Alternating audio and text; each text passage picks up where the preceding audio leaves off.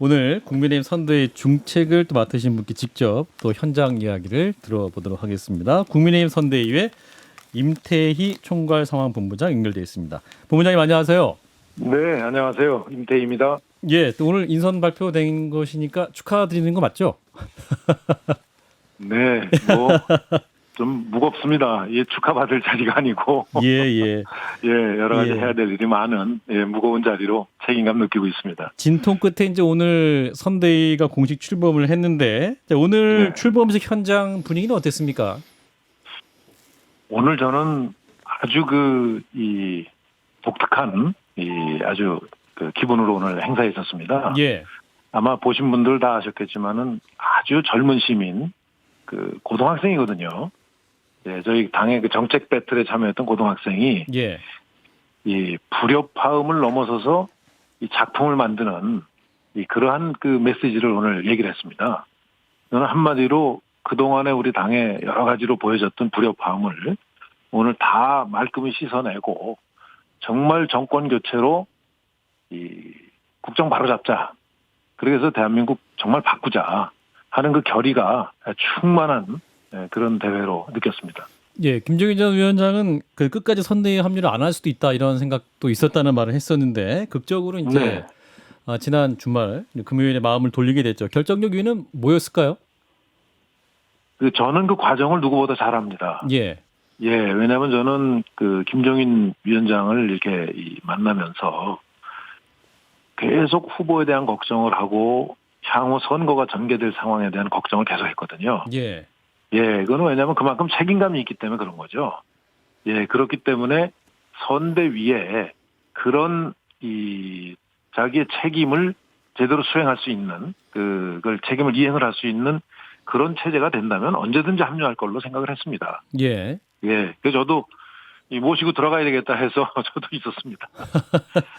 그래서 언론에는 김재원 최고위원의 와인 그리고 윤석열 후보의 전화, 김종인 위원장의 사모님의 역할이 있었다, 아내의 역할이 있었다 이런 세 가지 포인트를 하는데 우리 본부장님도 막후 마지막까지 설득 작업을 하셨던 거죠?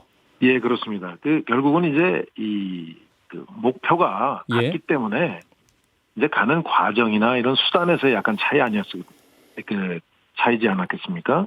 그래서 그런 부분에 대해서 이제 어느 정도 상호의 의견을 충분히 의중을 파악한 상태에서 이제 결단을 했다고 봅니다. 김성현 소장과 또 김병진 전 의원도 계신데요, 김 소장님.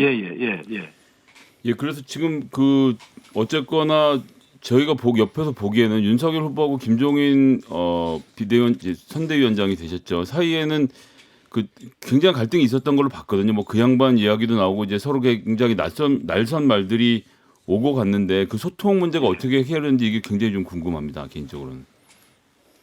제가 과거에 이명박 대통령 계실 때 박근혜 대통령 그 당시에 당대표시죠. 두 분이 같이 만나는 자리에 보면 그 만남 분위기를 정반대로 설명하는 경우를 여러 번 봤어요.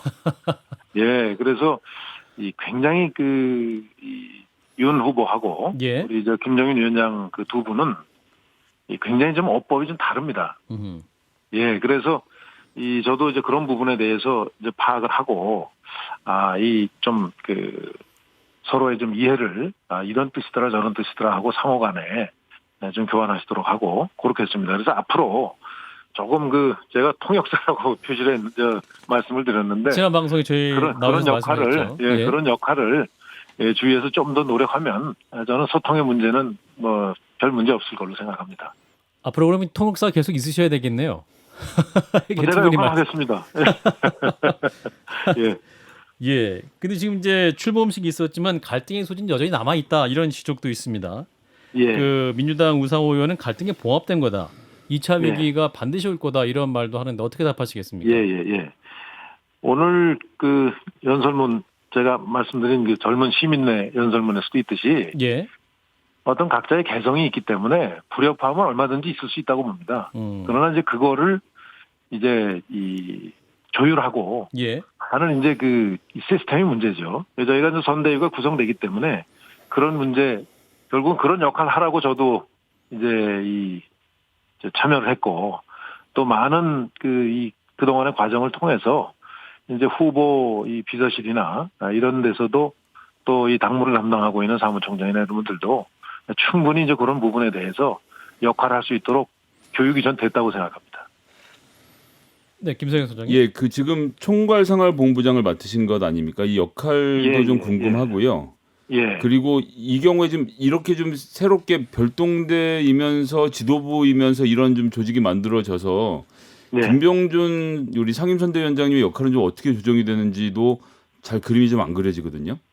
예.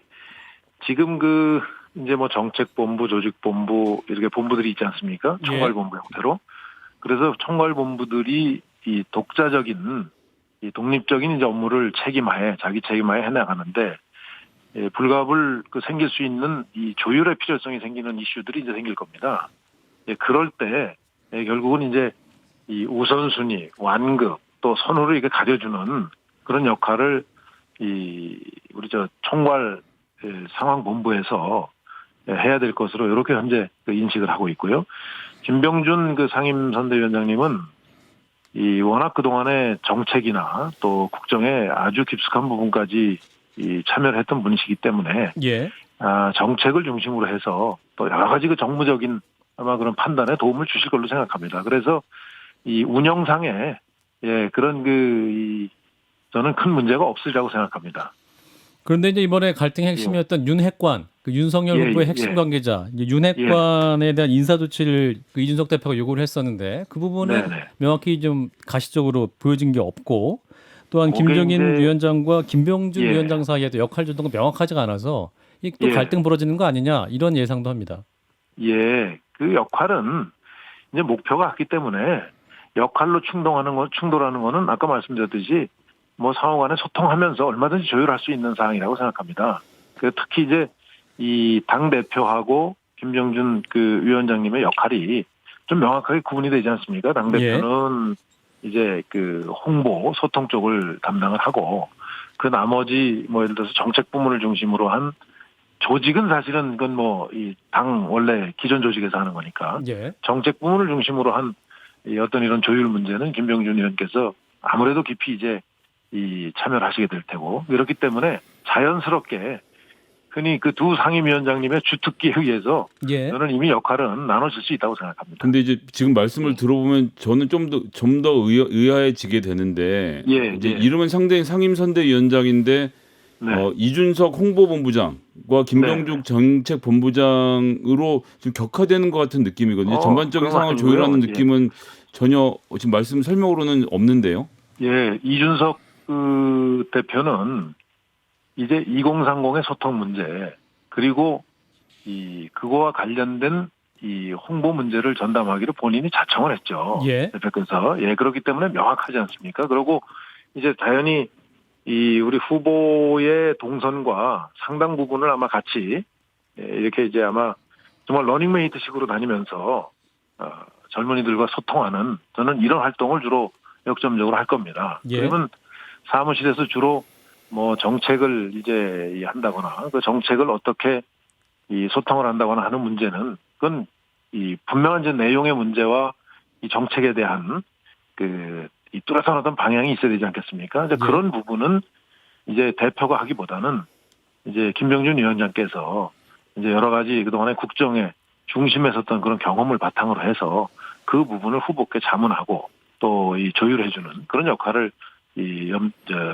할 것으로 이렇게 예상하고 있습니다. 네, 윤석열 후보가 이제 소상공인 손실보상 50조 원 공약도 계속 가져가실 것 같은데 이재명 후보가 그 50조 원 손실보상 당장 하자 다시 한번 제안을 했거든요. 이 제안 함께 수용하실 의사가 있습니까? 선대위 차원에서? 그거는 우리 이제 후보께서 정말 대통령 당선되면 100일 이내에 이 소상공인들의 손실 상황을 정확하게 파악해서 최대 50조 원까지도 지원할 좀 정책을 피겠다 이렇게 이제 핀 거기 때문에 그 부분에 대해서는 여러 가지 사전 준비가 필요합니다. 현재 그래서 지금 이재명 후보께서 당장 하자 한 거는 저는 굉장히 전략 전술적인 또 하나의 제안이다 이렇게 생각합니다. 하나만 더 여쭙겠습니다. 오늘 윤석열 후보가 이제 배우자인 김건희 씨는 언제 공개 행보하시냐라는 질문을 기자들한테 받고 오늘 집에 가서 한번 물어보겠다 이렇게 답을 하셨어요. 네. 근데 이런 논의는 이미 하셨어야 되는 거 아니냐 이런 지적이 있습니다.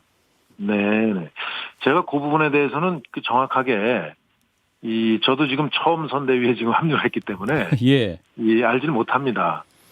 예. 그런데 제가 이제 그냥 그 선대위 들어오기 전에 파악하기로는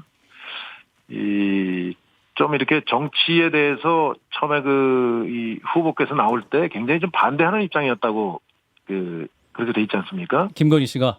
예. 그래서 그 정치에 이렇게 좀 너무 전면에 이렇게 하는 것보다는 아마 조금 커튼 뒤에서 후보를 이렇게 내조하는 그런 역할에 좀 역점을 더 두지 않나 이렇게 지금 저 듣고 있고 그렇게 될 것으로 예상하고 있습니다. 그 배우자 포럼 얘기 있었던 것은 그러면 없어지는 겁니까? 배우자 포럼에 대해서 그렇게 그게 아마 좀 과거에 이제 국회의원 이제 배우자들께서 예. 그렇게 해가지고 그 포럼에 이제 후보 이제 부인께서 나오시면 어떠냐 뭐 이렇게 해가지고 그 얘기가 나왔던 것 같은데 사실은 후보 우리 부인을 염두에 두고 그게 운영이 되는 게 아니라 배우자 포럼은 그 전부터 있었어요. 예, 그렇기 때문에 그거하고는 사실 별개 문제인데 마치 배우자 포럼을 배우자의 활동을 위해서 만든 것처럼 돼서 조금 그게 좀 잘못 알려진 걸로 저는 생각합니다. 알겠습니다. 네, 본부장님 오늘 말씀 여기까지 드릴게요. 고맙습니다. 예, 감사합니다. 임태희 국민의힘 선대위 총괄 상황 본부장이었습니다.